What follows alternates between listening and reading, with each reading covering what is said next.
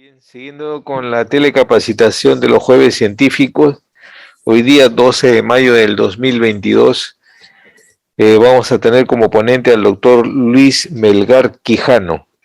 Él es médico cirujano egresado de la Universidad Nacional Mayor de San Marcos, especialista en pediatría por la Universidad Nacional Mayor de San Marcos y especialista en cardiología pediátrica por la Universidad Cayetano Heredia.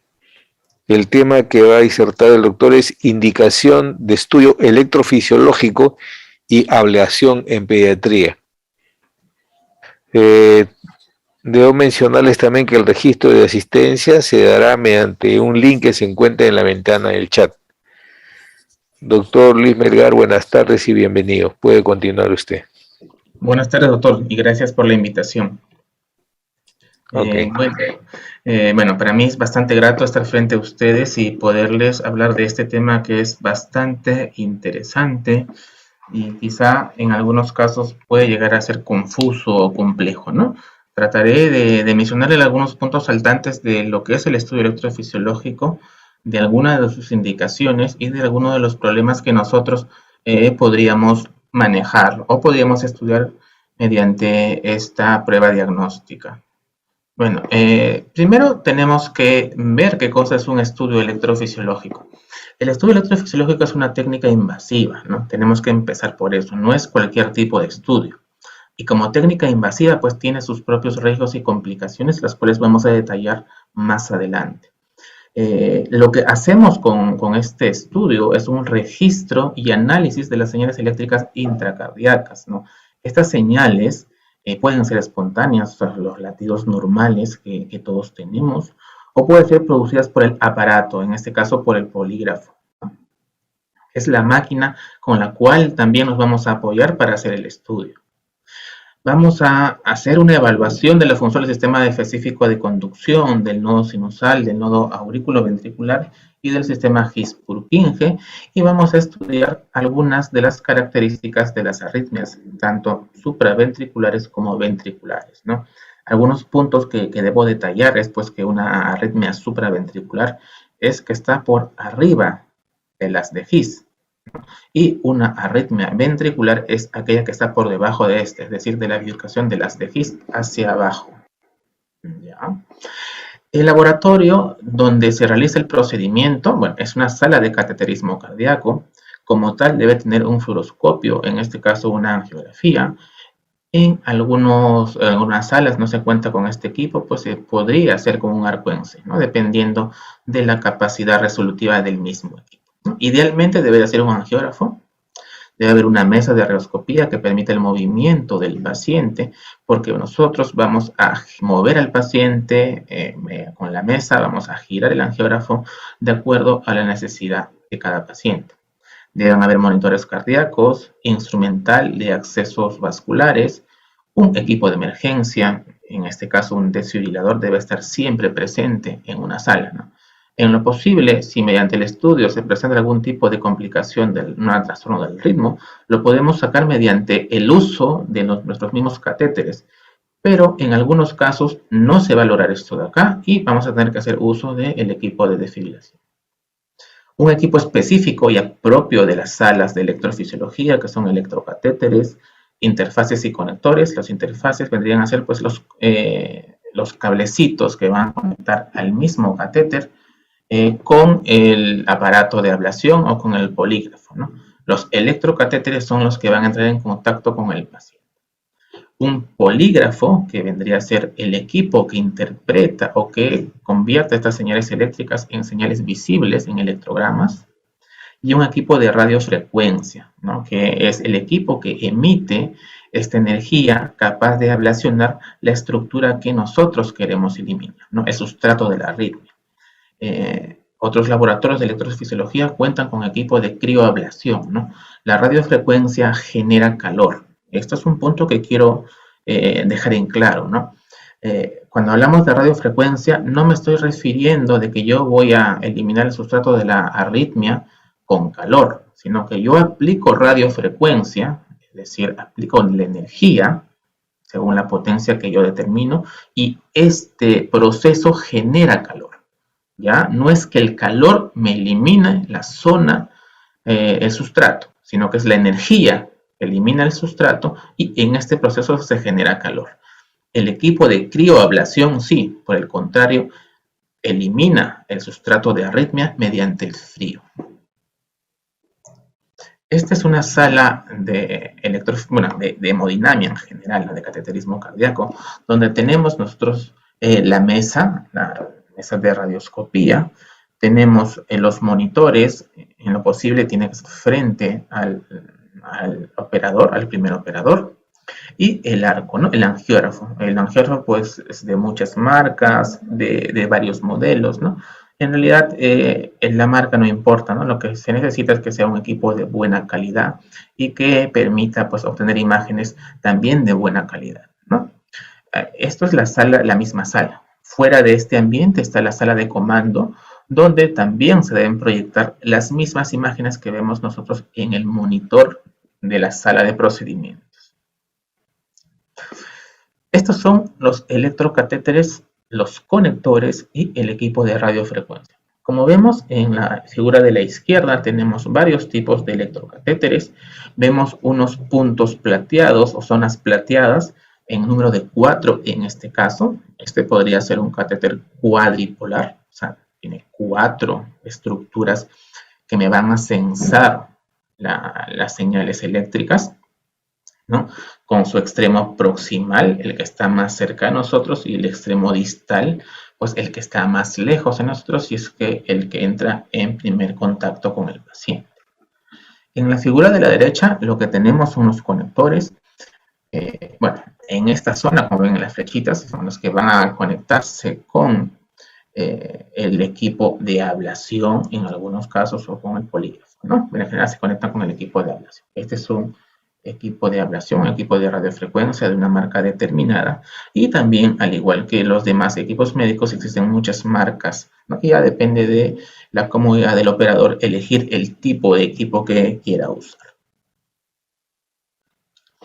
Como vemos acá, son dos tipos de catéteres. Estos tienen propiedades, tienen flexibilidad, se pueden mover. Algunos son más anchos que otros, eso es uno de 4 milímetros y de uno de 8 milímetros, ¿no? Nosotros el que usamos más frecuentemente es del de 4 milímetros. Este es un catéter irrigado y como ven en la punta existe un flujo de suero, el cual va a permitir disminuir la temperatura, ¿no? ¿Por qué? Como les había comentado en un principio, ¿no? Nosotros cuando producimos la energía de radiofrecuencia, calentamos esa zona, ¿ya? Entonces, la marca, en este caso, perdón, la máquina, por seguridad, cuando llegamos a una temperatura, se apaga. Por lo tanto, cuando tenemos este equipo en este caso el catéter irrigado, podemos darle más potencia. O sea, más potencia implica más calor. Y como le estamos poniendo suero, esta temperatura va a bajar, ¿no? Más o menos un ejemplo. En un catéter seco, o sea, un catéter no irrigado, nosotros podemos programar, imaginemos, 25 watts. Y con esos 25 watts, pues podemos llegar hasta 50 grados, ¿no? Y si queremos subir un poco más la energía, los watts, pues puede ser que el catéter ya no dé, o la máquina simplemente ya no dé, porque ya está muy caliente, ¿ya? Y básicamente el equipo lo que hace es no emitir radiofrecuencia, ¿no? No emitir la energía. En cambio, en un catéter irrigado, vamos a ver pues que como la temperatura se mantiene baja, podemos ponerle más potencia, podemos programar como hacemos normalmente entre 45 y 50 watts, ¿no? Y llegamos a una temperatura de 35 grados, por ejemplo, ¿no? Produciéndose el efecto que queremos, que es destruir el sustrato de la arritmia y evitando pues que se caliente demasiado, porque este mismo calor puede producir también una lesión en la zona cercana. Este es un sistema de irrigación abierta y un sistema de irrigación cerrada. Estos son catéteres mucho más modernos, donde vemos pues que el suerito, el suero fisiológico nada más, va pasando por dentro del catéter, ¿no? Y va a producir pues que el catéter se mantenga a baja temperatura, ¿no? Existen pues muchas formas de catéteres. no hacemos uso de todos, ¿no? Por ejemplo, estos catéteres tienen una forma redondeada o estrellada y como ven, tienen zonas plateadas que corresponden a los sensores, ¿no? Mientras más zonas tenga, pues obviamente va a tener mayores señales. No quiere decir que sea mejor, ¿no? Simplemente que detecta más señales. Ya depende del operador exactamente con qué equipo es que va, con qué catéter es que va a trabajar. ¿Ya? Esto es un catéter de crioablación. Como vemos, básicamente lo mostré porque existe un alambre deflector, ¿ya? Al igual que en la mayoría de electrocatéteres, ¿no? Esto va a poder permitirnos pues, manipular el catéter a nuestro antojo, ¿no? Vamos a poder flexionarlo, estirarlo y aparte haciendo giros a nivel del mango podemos obtener una mayor movilidad. En este caso, el catéter tiene refrigerante, es un catéter de crioablación. Otro catéter de ablación, de crioablación también, vemos un balón. O sea, toda esta zona circular es el que produce la ablación, ¿no? Obviamente esto se aplica ya a estructuras un poco más amplias, por ejemplo, cuando queremos ablacionar una gran estructura, como por ejemplo las venas pulmonares, ¿no? Las entradas o las salidas de las venas pulmonares, como queramos llamarlo. Este es el polígrafo, el equipo que transmite y transforma las señales eléctricas en señales visuales y las cuales podemos ver nosotros en el monitor. Antes de pasar de lleno a explicarle lo que nosotros vemos en un estudio electrofisiológico, pues quería mencionarles que no, que la electrofisiología cardíaca es una rama moderna y la electrofisiología pediátrica mucho más moderna, ¿no? Es por eso que a nivel mundial la recomendación es que un equipo de electrofisiología esté formado con un electrofisiólogo experto.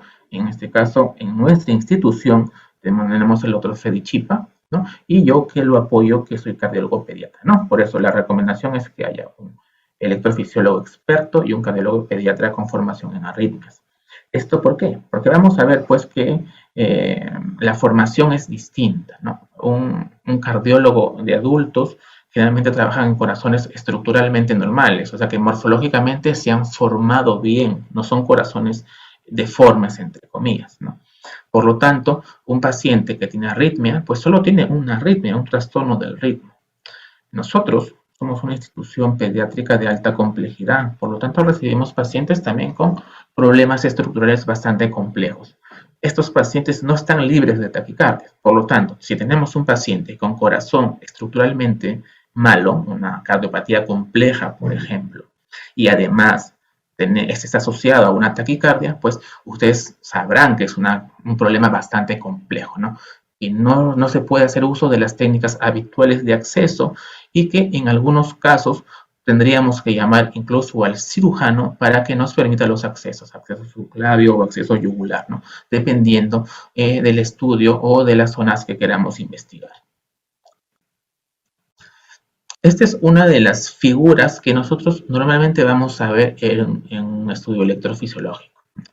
Los numeritos no salen, a menos que uno los mida ahí mismo, ¿no? Pero básicamente vamos a ver, pues, dos zonas. La zona superior, eso lo hemos configurado nosotros, eso puede variar de acuerdo al operador, pero la zona superior, como ven, es un electrocardiograma de superficie.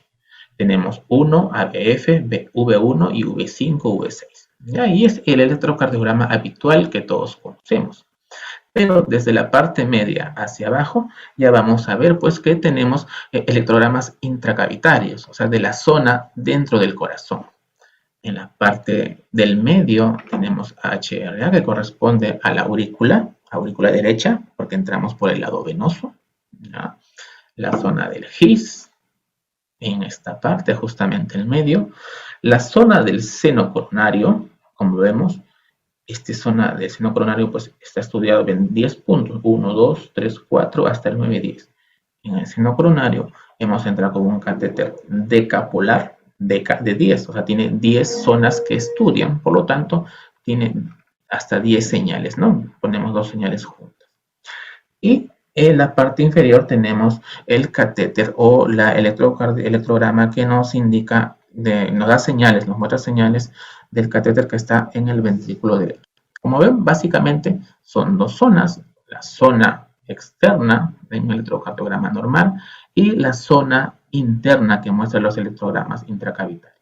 Y dentro de los electrogramas intracavitarios, pues tenemos aurícula, zona alta de la aurícula derecha, por favor, ¿ya? Porque entramos por la vena.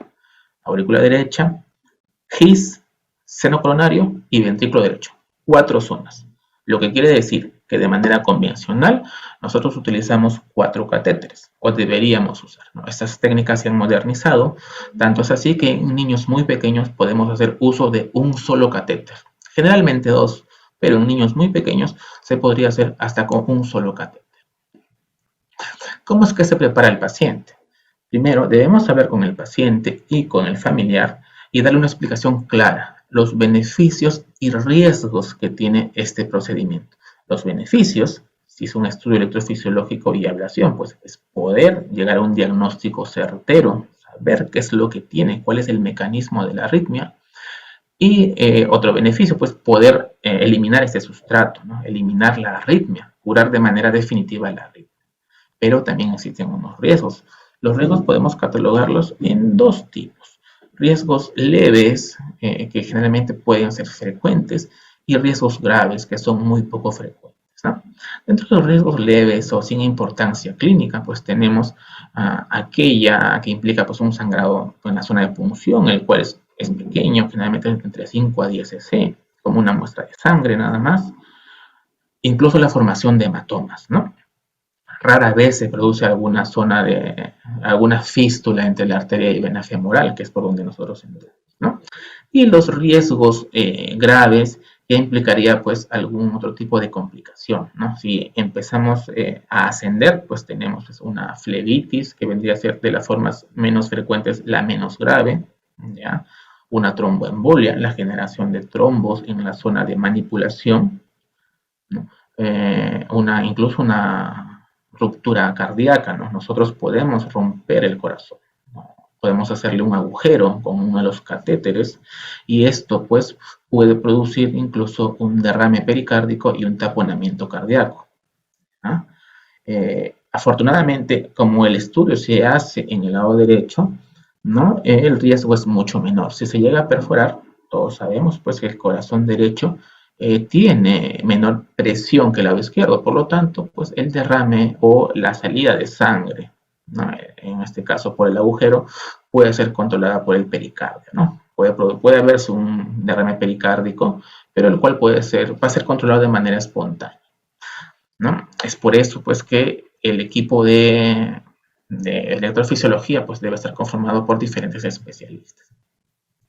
Y una complicación también importante que no debemos olvidar es el bloqueo completo, el bloqueo atrioventricular completo, ¿no? Que puede ser también incompleto. ¿Qué es el bloqueo? Pues el bloqueo simplemente es la eliminación de la comunicación entre la aurícula y el ventrículo. Todos conocemos pues que nosotros enviamos, o nuestro corazón envía señales a través del nodo sinusal hacia el nodo atrioventricular, del nodo atrioventricular a las de His y al sistema de His-Purkinje. ¿No? Imaginemos nosotros que es como si fuera nuestra casa, ¿no? Que el corazón es nuestra casa, está conformado por paredes, el anillo de la válvula y la válvula, pues que es la puerta, ¿no? El marco de la puerta es el anillo de la válvula y la puerta es la válvula, ¿no? Y como toda casa tiene un sistema eléctrico que puede estar dentro de las paredes, ¿ya? El sistema eléctrico normal, todos conocemos, es el que les he descrito hace un momento. Entonces, cuando existe algún tipo de problema, tipo vía accesoria, por ejemplo, existe un cable extra, un cable de más. Este cable puede estar muy cerca al cable normal o puede estar muy alejado. Si está muy lejos del cable normal, pues el riesgo es mucho menor, porque yo voy a eliminar esa zona, ese cable de más, sin acercarme al sistema normal. Pero si el cable accesorio, la vía accesoria, está muy cerca al cable normal, obviamente existe el riesgo de que ambos cables puedan ser eliminados. Y en este caso, pues llegaríamos a un bloqueo cardíaco, un bloqueo de tercer grado probablemente, ¿no? El cual va a requerir un marcapaso, ¿no? Es por eso que nosotros debemos hablar siempre con el paciente y con el familiar y explicarles los riesgos, incluyendo este último. El riesgo de muerte es excepcional. 1 de cada 3.000 estudios puede llegar a muerte, puede llegar a complicarse con alguna de las cosas que he mencionado y llegar a muerte. ¿Ya? Debemos suspender los fármacos no esenciales. En este caso, nosotros solemos suspender los antiarrítmicos porque queremos que se induzca la arritmia durante el estudio electrofisiológico. Queremos que aparezca para poder estudiarla bien y ver qué cosa podemos ofrecerle al paciente. El paciente debe estar compensado, es decir, si tiene un problema adicional, una falla cardíaca, una isquemia, un trastorno del medio interno, este debe ser corregido para que entre de manera óptima al estudio. Debe controlarse la ansiedad, ¿no? Esto produce un tono simpático elevado, el cual puede exagerar la presentación de las arritmias, ¿no? Haciendo pues que el paciente entre en descompensación previo al estudio. Y debemos, pues, debe ser evaluado por anestesiología, quien le brinda sedación y analgesia en función a cada paciente. Este es un punto importante.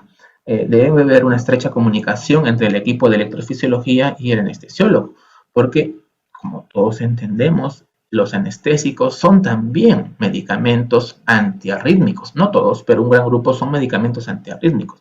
Entonces, durante nuestra sedación, podemos estar manejando la taquicardia o la arritmia en general y podemos llegar a no inducirla durante el estudio, ¿no? Y esto no es raro, hemos tenido en algunos casos que disminuir la sedación, decirle al anestesiólogo pues, que lo despierte un poquito para poder desencadenar la taquicardia y poder continuar con el estudio. Incluso ha habido estudios que han terminado como negativos porque no se logró inducir la taquicardia y uno de los factores podría ser la sedación que se está aplicando en ese paciente. Debe haber un ayuno generalmente de 6 a 8 horas dependiendo de las escuelas de manejo. Generalmente son 6 horas para sólidos y 4 horas para líquidos. Donde insertamos y donde ponemos los catéteres, debemos preparar la zona mediante rasurado y antisepsia. Generalmente en niños pequeños no necesitamos hacer rasurado, en niños grandes, adolescentes, es probable que sí.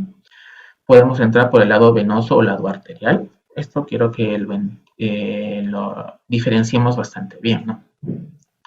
Podemos entrar por la vena femoral o arteria femoral derecha, ¿ya? Porque hay cierta confusión. Uno dice cateterismo derecho y piensa que es porque hemos entrado por el lado derecho, por la pierna derecha, por la vena femoral derecha o por la arteria femoral derecha. No. Cateterismo derecho implica estudio del lado derecho del corazón.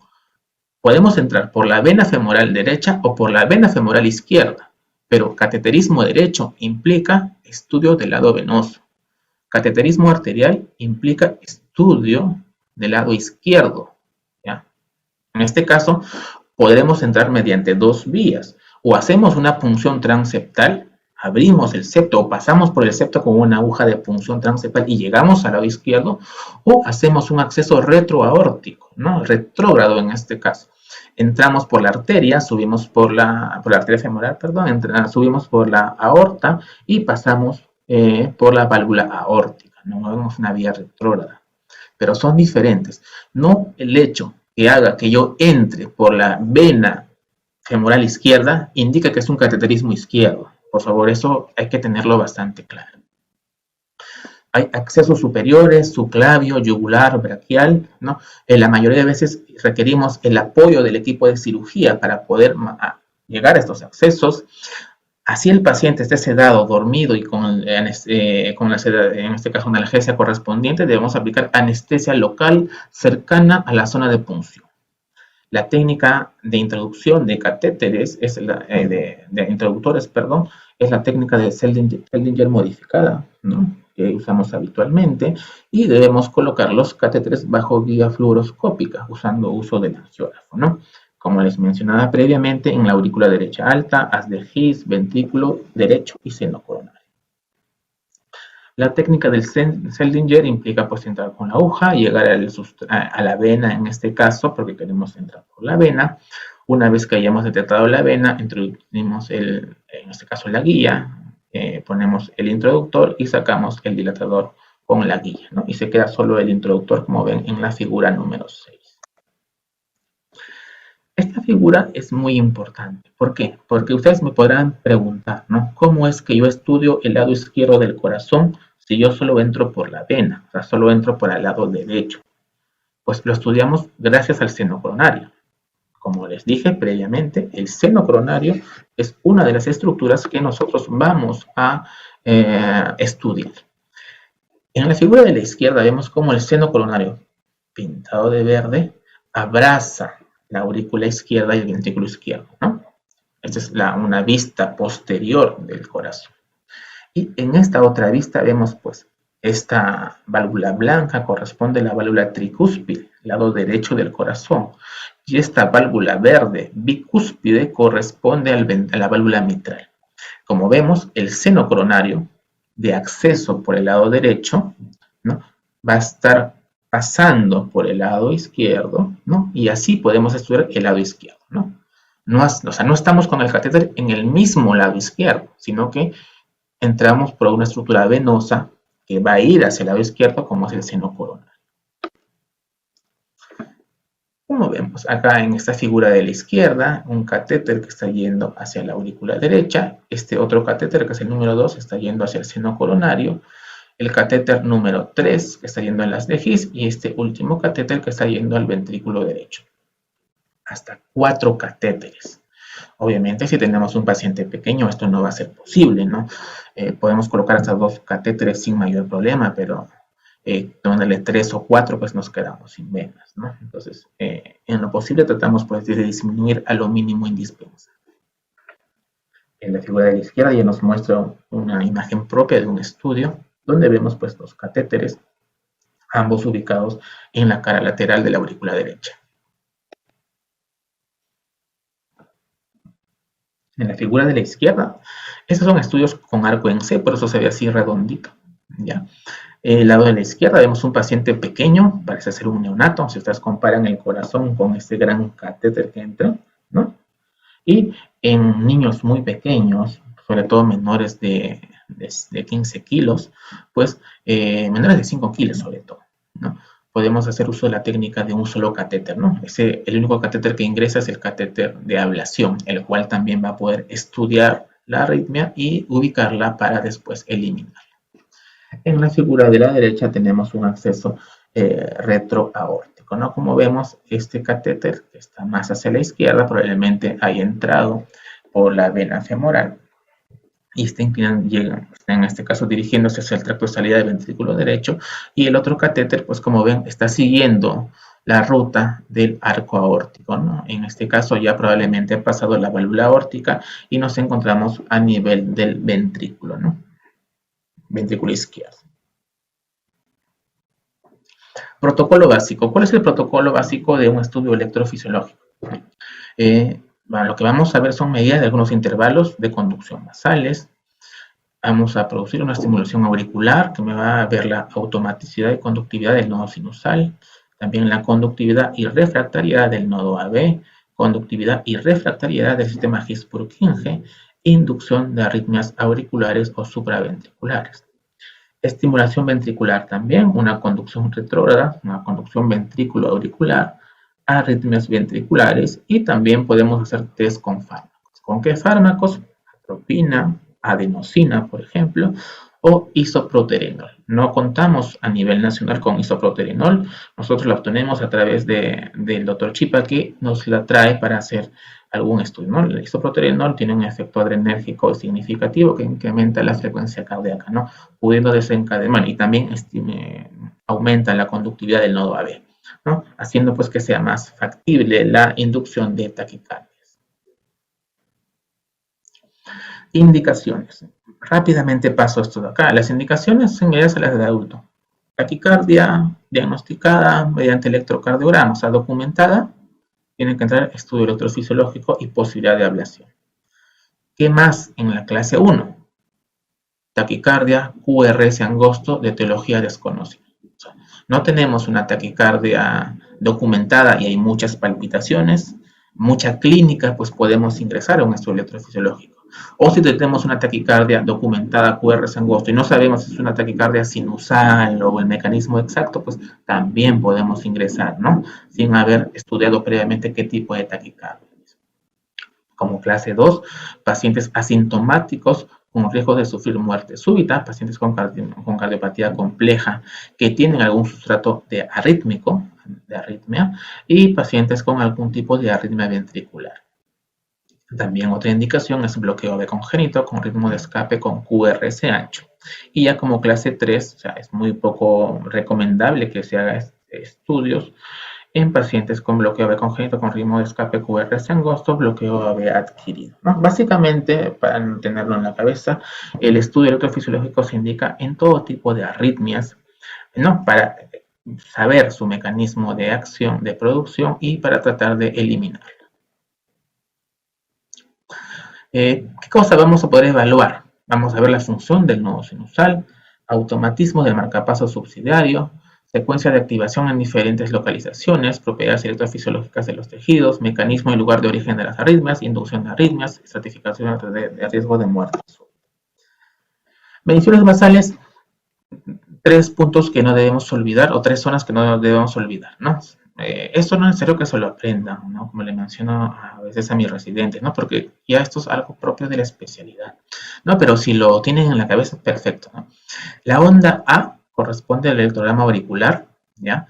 Que equivaldría a la onda P, digámosle así, ¿no? A grosso modo y de manera poco inexacta, ¿no? Poco exacta, perdón. Correspondería a la onda P. El potencial H, que es el potencial de His, que no vamos a verlo en el electrocardiograma, y la onda V, que corresponde al electrograma de la región alta del septum interventricular, que correspondería pues al QRS, ¿no? Entonces, no olvidemos la onda A, que equivaldría a la onda P, el potencial H, que no lo vemos, pero que está entre la onda A y la onda V, que correspondería al QRS. ¿Por qué les quiero decir esto de acá? Porque de acuerdo a la edad, estos valores van a estar variando, ¿no? Y estos son los valores de normalidad según la edad. ¿Cuál es la onda A? Como vemos acá en la figura de la derecha, no se llega a ver claramente, pero esta es la onda P, y como ven, la onda A es la que está debajo. La onda V se corresponde con el QRS del electrocardiograma de superficie, y el potencial de His, el His como le llamamos nosotros simplemente, está entre la onda A y la onda V. Lo que hacemos, pues medimos AH desde la A hasta la H y vemos cuánto mide, y medimos desde la H hasta la V. Acá mucho más claro, acá no se ve tan claro la onda A en la línea de la aurícula derecha distal, pero en la proximal vemos, ¿no?, cómo está la A, el potencial de His y la onda V, que se corresponde con el QRS, ¿no? La onda, la zona intervalo AH y la HV, que es la que nosotros vamos a medir y la vamos a llevar a las tablas de acuerdo a la edad del paciente. Periodos refractarios pasamos rápidamente. Acá simplemente estimulamos la aurícula, el ventrículo o lo que queramos estudiar y vemos a qué frecuencia cardíaca deja de conducir, ¿no? Entonces, estimulamos la aurícula, mejor, el ventrículo o el nodo AB, que sería más fácil. Estimulamos el nodo AB a una frecuencia X y conduce, pues bajamos un poquito más, o sea, lo estimulamos más rápido. O sea, si estimulamos en este caso voy a ponerlo en frecuencia cardíaca, a 120 y conduce, 130 conduce, 140 conduce, 150 conduce, 160 deja de conducir. Ese es el punto que marcamos, ¿ya? Ese es como un periodo refractario. Entonces, evaluación del nodo sinusal. ¿Qué cosa vamos a ver en el nodo sinusal? Vamos a ver si es que este nodo sinusal responde de manera adecuada. ¿Cómo lo hacemos? Le estimulamos de manera constante, generalmente por 1 minuto, a una frecuencia cardíaca rápida y vemos cuánto demora en producirse un latido normal después que hemos cesado la estimulación. Como dice acá en este punto, al terminar el ciclo, se mide el tiempo entre el inicio del último latido estimulado, y el primer latido sinusal espontáneo. Lo normal es que este esté menor a 1400 o 1500, ¿no? Este es el tiempo de recuperación del nodo sinusal, y también se puede corregir según la frecuencia.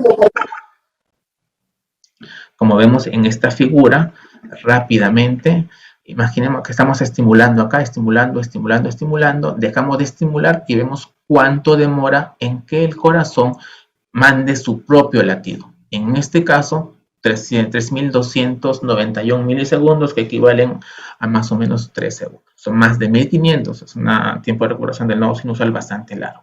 Puede ser un problema del nodo sinusal.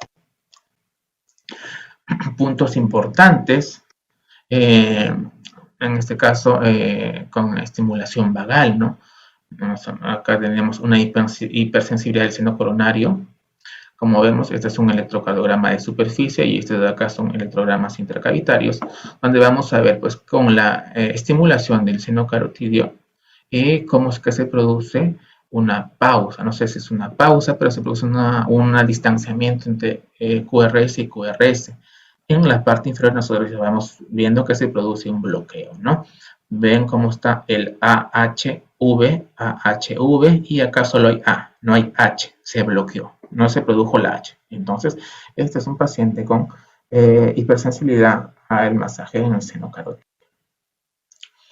Evaluación de la conducción AB, también la pasamos rápidamente cuando tenemos un bloqueo de segundo o tercer grado, y vamos a ver, pues, que se genera la onda A, que correspondería a la onda P. Si no se produce el GIS, el potencial de GIS, entonces es un bloqueo supraiciano. En el segundo caso, si tenemos que se produce la onda A, el potencial de GIS, pero no vemos la onda V, infraiciano. Y si vemos que el potencial de GIS está fraccionado, o sea, como si hubieran dos GIS, un bloqueo intraiciano. Bueno, rápidamente les muestro un par de figuras de electrocardiograma de superficie, ¿no? Donde vemos acá una onda P, este es un bloqueo AB21, nuevamente una onda P, esta onda P no conduce y esta onda P conduce. Este es un bloqueo AB tercer grado, en electrocardiograma de superficie también vemos que la onda P está, pues, de manera independiente al QRS, ¿no? Cada uno sigue su propio patrón. Entonces, en función a lo que les había mencionado previamente y en función a los electrocardiogramas, pues acá solo vemos la onda A. No hay potencial H, potencial GIS ni onda V. Es un bloqueo supraiciano. En esta otra figura vemos el AH, no hay V, acá sí, AHV. AHV, AH no hay V, AH no hay V. Bloqueo infraiciano. Y como vemos en esta otra figura, vemos el potencial GIS, la H fraccionada, H1, H2, o sea, GIS1, GIS2, que correspondería a un potencial de GIS fraccionado, que es un bloqueo intraiciano. Ya vamos avanzando rápidamente, estudios de vías accesorias. Esto ya, bueno, también tiene su complejidad, ¿no? Y básicamente yo les sugeriría que se lleven este cuadrito, si es que les interesa la electrofisiología cardíaca, ¿no? Vamos a ver, pues, que una reentrada atrioventricular, o sea, una vía accesoria ortodrómica, o sea, una vía accesoria oculta, una vía accesoria presente, no va a haber bloqueo. La conducción siempre va a ser 1-1. En cambio, en la taquicardia atrial es frecuente que haya bloqueo, y en la taquicardia por reentrada nodal o intranodal, este bloqueo puede estar presente. Es raro, pero puede estar presente. Pero nunca puede estar en la reentrada atrioventricular. Este es un paciente con taquicardia QRS angosto. No definimos claramente la onda P, ¿no? Estos pacientes generalmente ingresarían a un estudio electrofisiológico. Bueno, este es un algoritmo para un estudio. Lo que quería mostrarles rápidamente es que nosotros, cuando tengamos una taquicardia RR regular con una onda P, bueno, nos valemos de la onda P. Vemos si esta onda P está ausente o está presente. Si está ausente, pues probablemente esa onda P retrógrada esté metida dentro de QRS y podríamos catalogarla como una taquicardia por reentrada nodal. Si la onda P está presente, vemos cómo es la relación con el ventrículo, ¿no? Si hay más aurículas que ventrículos, puede ser una taquicardia atrial. ¿Por qué? Porque una aurícula se puede bloquear, como les decía hace un momento. Es más frecuente que se bloquee en una taquicardia auricular. Si tenemos que la onda, que las aurículas son iguales que los ventrículos, pues tenemos que ver cómo está el PR.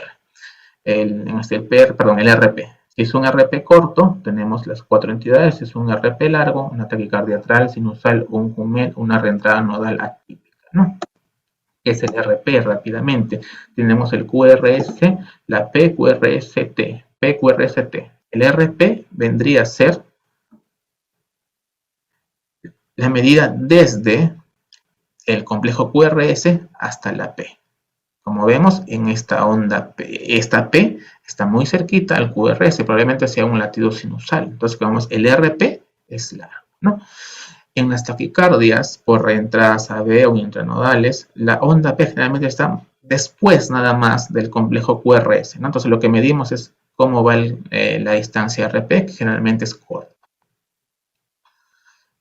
Este electrocardiograma de superficie nos muestra un complejo QRS con su barriguita, ¿no? Ven acá la barriga de todos los complejos tienen barriga. Esto es muy importante de identificarlo, ¿ya? Porque a veces solo lo vemos en una derivada y no vemos en el resto, ¿no? Eso no es preexcitación. Si vemos preexcitación debe verse en un gran grupo, en un bloque, ¿no? En un bloque, ¿no? 1, 2, 3 y 4, 2, 3 y ABF, por ejemplo, ¿no? No solo verlo en 2, por ejemplo, porque puede ser un artefacto. Acá con la flechita para no olvidarnos. Y en este cuadro lo que vemos es cómo varía el mecanismo de las taquicardias. Como vemos, en los niños muy pequeños, en los neonatos, la taquicardia por entrada nodal es muy poco frecuente y va incrementándose hasta 10% a los 10 años, hasta 15% en la adolescencia, y supera o es la más frecuente en los adultos. La reentrada AB es muy frecuente en los niños, es la más frecuente en los niños. Ya, ese es un punto que también no debemos olvidar. La reentrada AB es más frecuente en los niños y es muy poco frecuente la reentrada intranodal, taquicardia intranodal. En los adultos es al revés. La más frecuente es la taquicardia intranodal y menos frecuente es la reentrada AB. Como varía también en frecuencia según el grupo de edad. Y bueno, en este otro estudio, bueno, esta otra imagen, nuevamente nos valemos del seno coronario. Como les digo, el seno coronario estudia el lado izquierdo del corazón.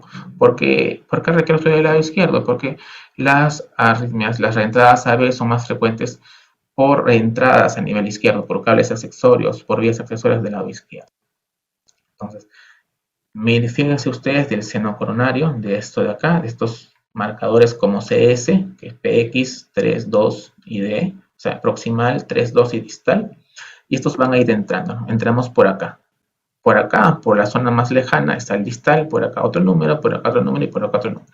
Entonces vemos cuál es la zona de máxima precocidad. En este caso la máxima precocidad está acá, o sea, cuál está más cerquita a donde estamos empezando el estudio. Acá está más cercano en la zona DS.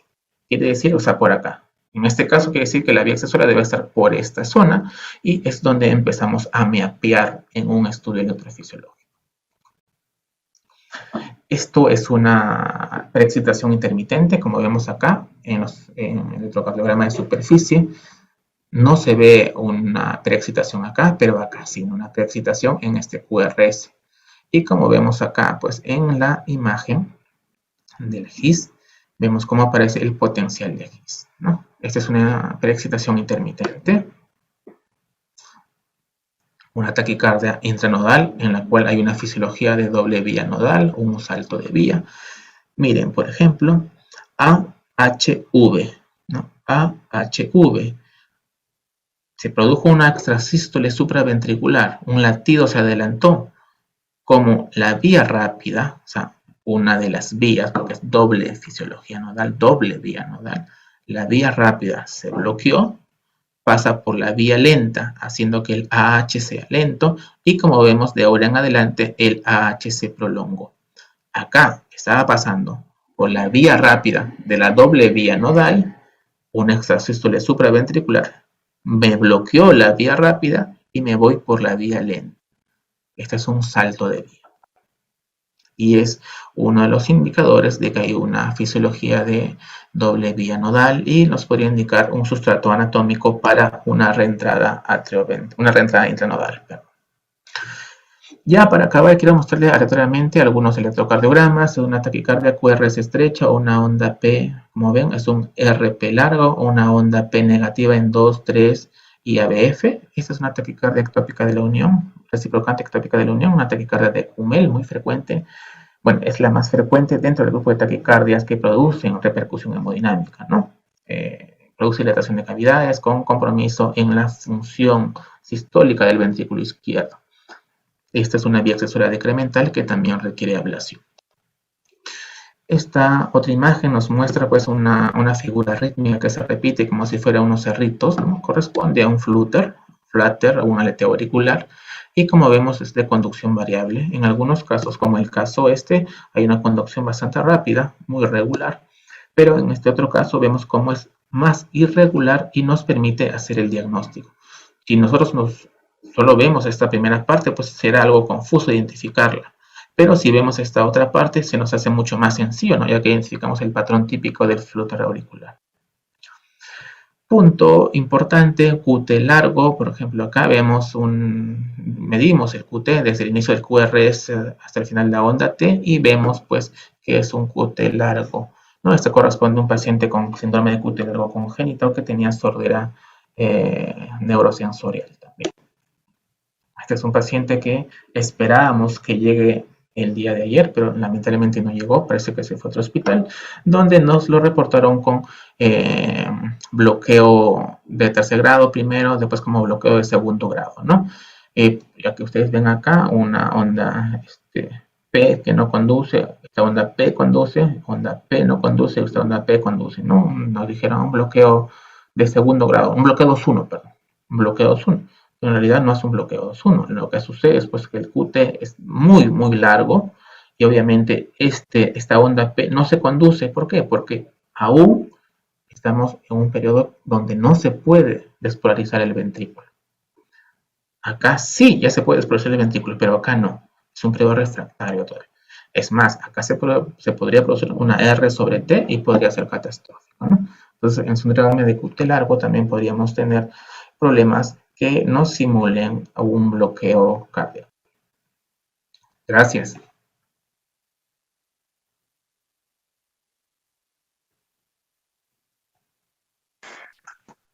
Muchas gracias, doctor Melgar. A ver, estoy atento a las preguntas, si es que hubieran. Sí, tenemos una pregunta que nos dice, ¿cuándo se realiza una terapia con fármacos antiarrítmicos? Yeah.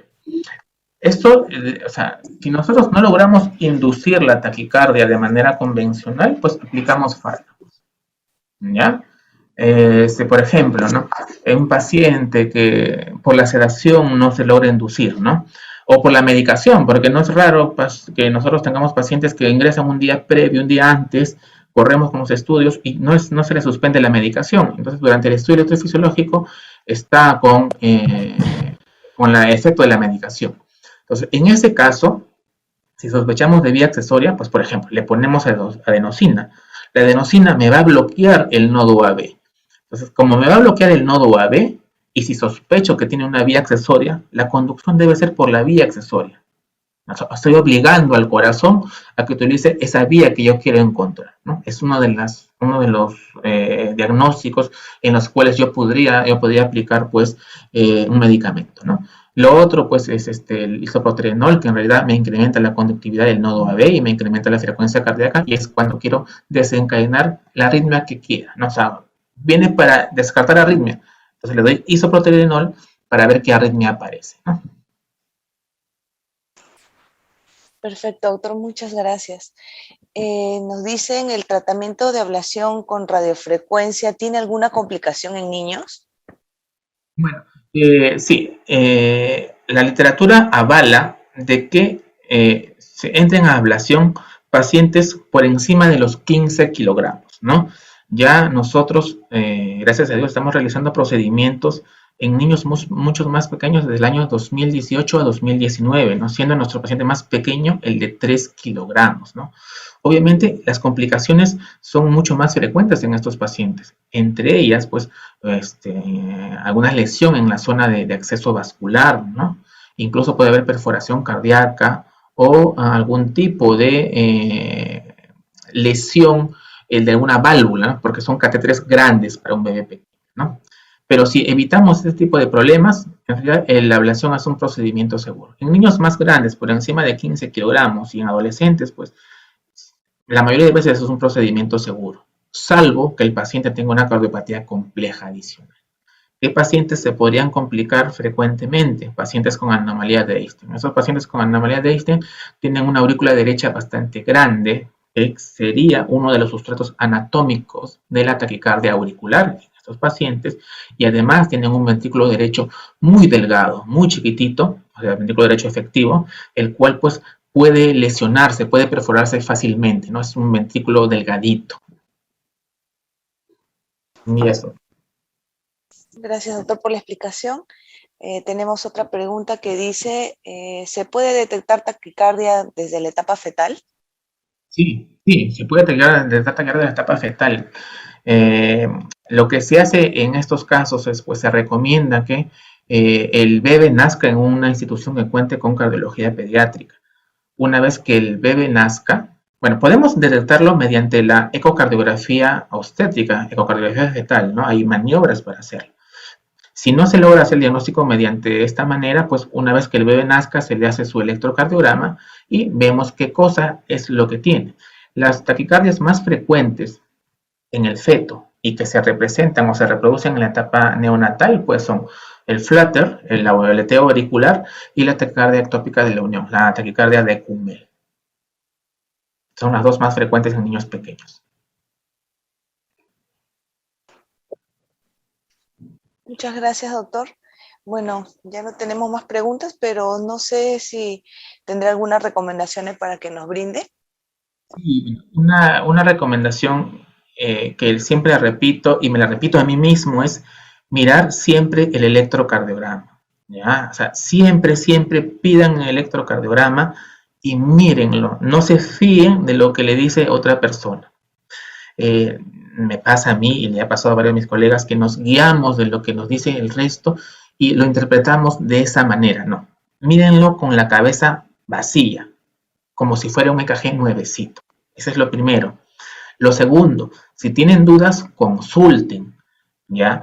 Uno está tanto viendo el electrocardiograma, tratando de explicarse por qué se produce esa alteración del ritmo, que se te puede pasar alguna cosa de tanto darle vuelta a un solo tema. Llega una persona con la cabeza fría, entre comillas fría, y ve una cosa que tú no habías visto, pero que era muy saltante. Entonces, por lo tanto, si tienes dudas, consulta. Siempre va a haber una persona que sepa mucho más que nosotros en electrocardiografía. Muchas gracias, doctor. Bueno, doctor Luis Melgar, la Oficina de Docencia e Investigación agradece su gentil participación como el ponente el día de hoy y además por compartir su experiencia profesional con todos nosotros. También agradecemos a los participantes y los esperamos la próxima semana con otro tema de Jueves Científico. Muy buenas tardes. Gracias.